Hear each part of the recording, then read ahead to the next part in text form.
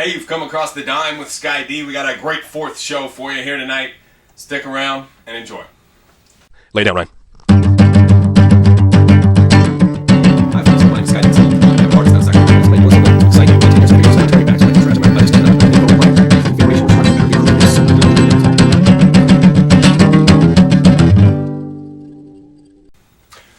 All right, so got a lot to do here in this short 10 minutes. First, I'm going to go ahead and dive right into One Truth, One Lie. We're going to play it a little bit differently. This time it's going to be two truths and two lies, and instead of drawn out stories, they're going to be more little facts. Well, instead of talking about it, let me just show you what's going on here. They're not so much stories tonight as they're quick facts, and they're all in regards to our great planet Earth. So away we go. The first one is, only 3% of the surface area of Earth is suitable to grow crops on. All right, the next one is, only 9% of the entire water on Earth is fit for human consumption.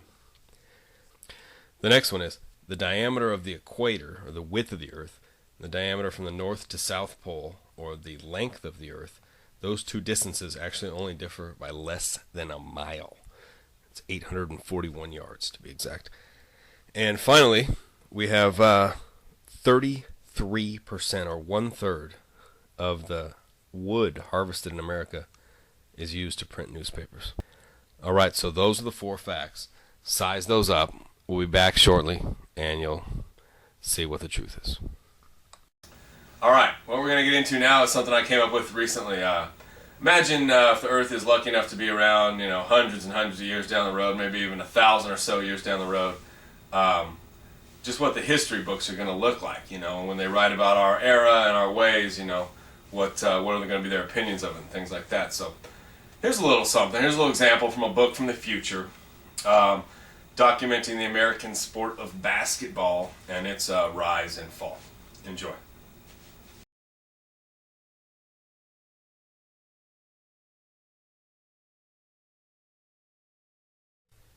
Basketball was a fast-paced, highly athletic sport that centered on tossing a bouncing sphere through a circular string of steel that was positioned 10 feet off the ground. For a number of decades, basketball was at or near the pinnacle of sporting greatness in all of the world. However, around the beginning of the second millennium, a basketball league in America began paying such large amounts of money to its players that they inadvertently shifted the focus of the league from winning and being successful to showing off how much wealth you had accumulated. This was primarily done by wearing precious gemstones known as diamonds, which were fastened to the end of a small stick that was then pierced through one's earlobe. As time went on, some players often seemed unconcerned with the outcome of the games, and competitive levels lagged as compared to previous decades. Additionally, referees were found to have fixed the outcome of games to benefit their own gambling endeavors. Before long, basketball had doused the flames of its own popularity with the cold, cold waters of selfishness and greed. The American League closed its doors for good on July 24th, 2052. All right. I'm not saying that's actually going to happen, but, showing some signs that we might be headed in that direction. Anyway, hope you enjoyed that. So the next thing I'm going to hop right into here is, much like I did for Michael Jackson last week, for Steve McNair, a guy who died with some crazy circumstances, and may he rest in peace as well. Wasn't quite sure how to do a poem for somebody who died under those circumstances, but, well, gave it my best shot. Here you go.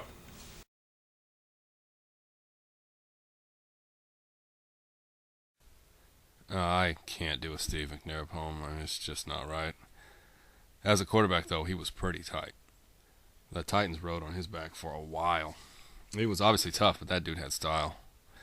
Near the end of his career, but certainly not his life. They say that he was cheating on his wife. Some little gal, she must have just snapped. She shot the big man while he napped. He was on my fantasy team in the past.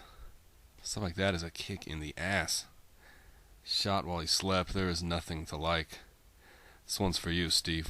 Shotgun, set, hike. Okay, so time to get around to answering the two truths and two lies, the modified version. So I'll give you a little countdown here, and you can make your final decisions. Off we go. Okay, the two correct answers are number 1, only 3% of the earth is fit for growing crops, and number 4, 1/3 of the wood used in the U.S. is for newspapers. The other two are incorrect, and they're actually on the right track. They're just slightly off. They're actually only 1% of water is fit for human consumption. and the distance is much more than a mile, but it's still pretty close considering the Earth is so huge. So there we are, 1 and 4 correct, 2 and 3 wrong. Okay, so again, moving along very rapidly here. We're trying to get somebody on the phone here, kind of a long shot, but it might happen, might not. In the meantime, let me go ahead and show you this animated short I made about spiders and just how crazy intelligent I've realized they are and just how much they... Well, go ahead and check it out.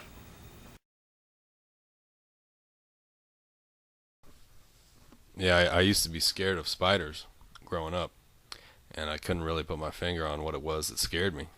They crawl around in a bizarre way, but what really spooks me, I later figured out, is that they think so much. I mean, their brain size to ability ratio is amazing. The brain is like smaller than a booger, but it is a mini computer. For instance, I used to live in a brick house, and when I'd see a spider on the wall and I'd go to kill it, it would immediately crawl into the nearest mortar crevice. And that always tripped me out. When a spider sets up his web, I mean, there's a lot of thinking to be done. It's a huge decision with life or death weighing on it.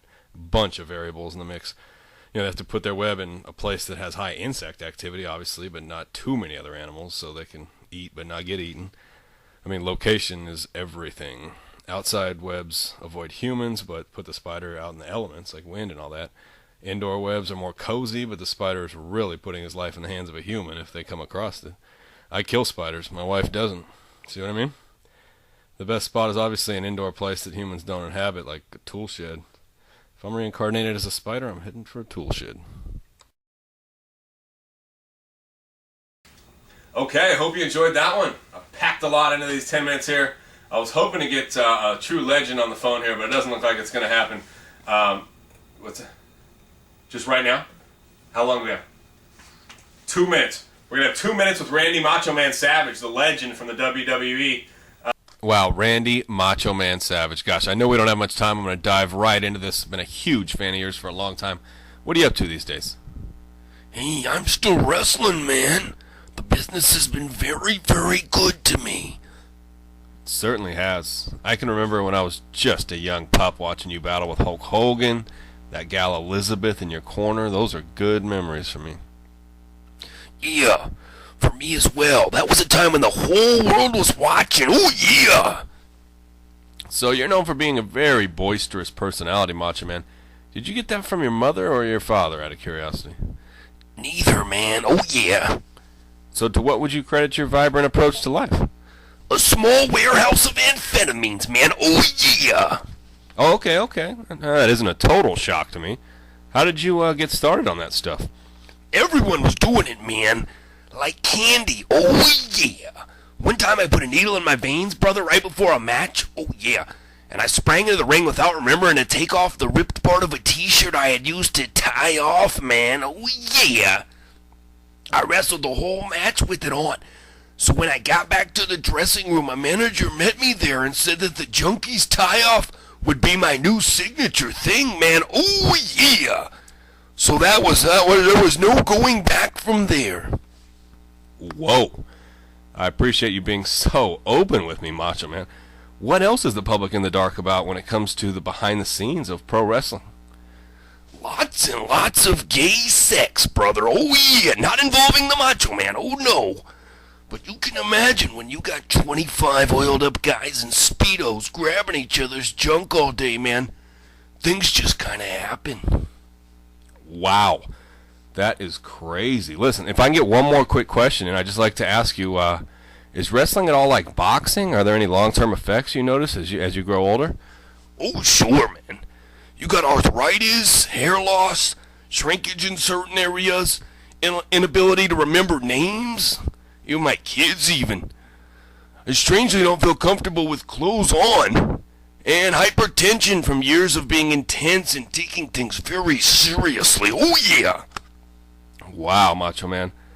I must say you've been a great little interview here. I appreciate so much you stopping by and phoning in here. The pleasure was all mine, man.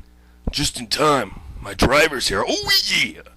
Well, all right. Thank you very much to Randy Macho Man Savage for a minute or two of his time.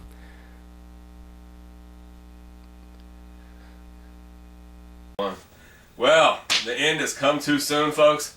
Hope you enjoyed all of this. Thank you very much for watching. Feel free to subscribe to me up there in the corner on that yellow button.